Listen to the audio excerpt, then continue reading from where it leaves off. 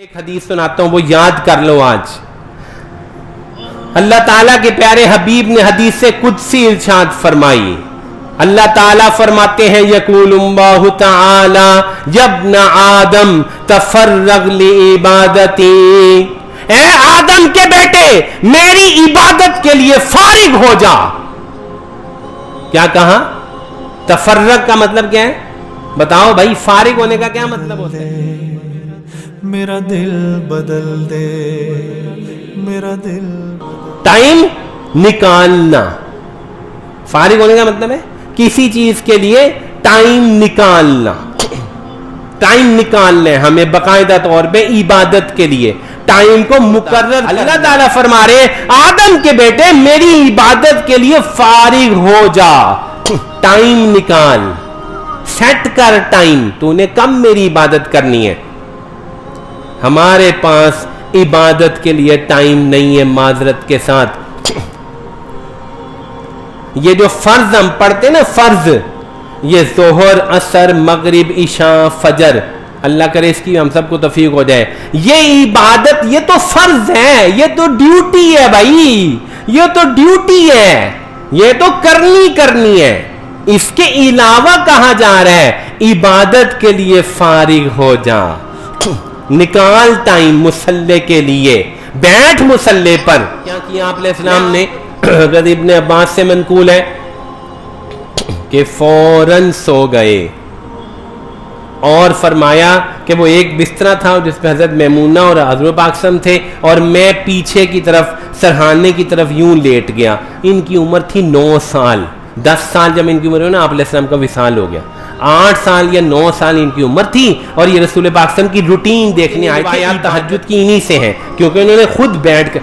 اب یہ اسلام اٹھے جب، تو میں نے انگڑائی لی، ایکشن کیا کہ جیسے میں سو رہا تھا، حالانکہ میں سو نہیں رہا تھا. نمبر 1 کیا ہے کہ آخری تہائی میں اٹھ گئے آپ علیہ السلام، آسمان کی طرف دیکھا، سورت آل عمران کی آخری 10 آیات پڑھی، اتنی دیر میں یہ پہنچ گئے. آپ علیہ السلام نے استنجا کیا، انہوں نے لوٹا رکھا، آپ علیہ السلام نے دعا فرمائی اللہم علمہ التعویل، اللہ اس بچے کو تفسیر کا علم دے دے.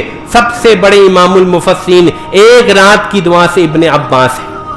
آپ علیہ السلام نے 8 رکعتیں پڑھی، پہلی چھوٹی، پھر بہت لمبی، پھر اس سے تھوڑی چھوٹی، پھر اس سے تھوڑی چھوٹی. فرماتے ہیں نہ پوچھ ان کے طول کے بارے میں، ان کے حسن کے بارے میں، کتنی لمبی آپ نے نماز پڑھی. یعنی کہ آپ علیہ السلام 6 پارے، جیسا کہ عام طور پہ آتا ہے سورۃ بقرہ، آل عمران، نساء، ایک رات میں پڑھا کرتے تھے. 5 پارے 6 پارے پڑھتے تھے. اور یہ ہمارے بزرگوں میں حضرت امام ابو حنیفہ پورا قرآن پڑھتے تھے. 10 پارے پڑھنے والے لائنیں لگی ہوئی ہیں. آج تو 10 آیتیں پڑھنے والا کوئی نہیں، کیونکہ ہمارے پاس عبادت کے لیے وقت نہیں. اللہ کے نبی نے فرمایا کہ جو آدمی 100 آیات کم سے کم رات کو نماز میں پڑھ لے، اللہ تعالیٰ اس کو اوابین میں شمار کریں گے، اور جو 1000 آیات پڑھے اللہ اس کے لیے خزانوں کے منہ کھول دیں گے. 1000 آیات پڑھنا ہمیں بہت مشکل لگتا ہے. 1000 روپیہ خرچ کرنا رات کو کھانے پر، 1000 منٹ گپ شپ میں لگانا ہمیں آسان ہے.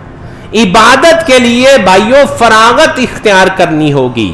چنانچہ یہ آپ کا پکا معمول زندگی کا کہ رات کا 1/3 حصہ، آخری تہائی حصہ عبادت کے لیے فارغ کر دیا. اور فرمایا کہ اللہ تعالیٰ پہلے آسمان پہ آ کے پوچھتے ہیں کون ہے سوال کرنے والا، توبہ کرنے والا. اذان ہوئی، آپ علیہ السلام نے تھوڑا سا وہیں پر جو ہے وہ سستا لی ہے، کیونکہ آپ کا وضو نہیں ٹوٹتا تھا. اگر ہم میں سے کوئی آدمی سو جائے تو، کیونکہ بہت لمبی تہجد پڑی تھی، تھکاوٹ ہو جاتی تھی، تو یہ عبادت کے لیے فراغت ہے. پھر نماز سے پہلے، جو بھی نماز سے پہلے ٹائم ہے اس میں اللہ کی طرف متوجہ ہونا. بیٹھ کے آپ نے اسلام نے 2 نفل بھی پڑھے ہیں، دعا بھی کی ہے، ہم بھی کچھ بھی کر سکتے ہیں. بہترین وقت ہوتا ہے نماز کے لیے. فجر کے لیے مسجد چلے گئے، فجر کی نماز پڑھ کے وہیں بیٹھنا، عبادت کے لیے فارغ کر لی اپنے آپ کو. سورج نکلنے تک وہیں بیٹھتے تھے.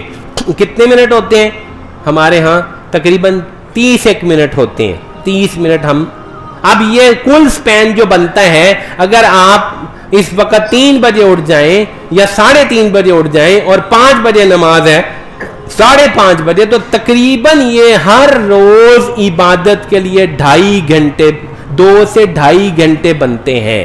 یہ ہے وہ چیز جو اللہ کے نبی نے ہر امتی کو سکھائی تھی کہ رات کو عبادت کے لیے فارغ ہو جاؤ، عبادت کو 2 سے 2.5 گھنٹے دو.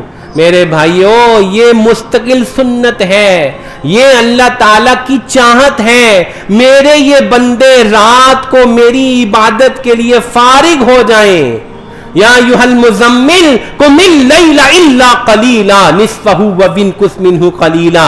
شروع میں تو کہا تھا کملی والے پوری رات کھڑا ہوا کر، بس تھوڑی دیر آرام کیا کر. اتنی شروع میں عادت ڈلوائی تھی.